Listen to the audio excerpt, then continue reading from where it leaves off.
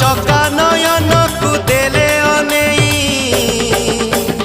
आसे लुहा घनेई तोर कड़ा बदन को देले अनेई आसे लुहा घनेई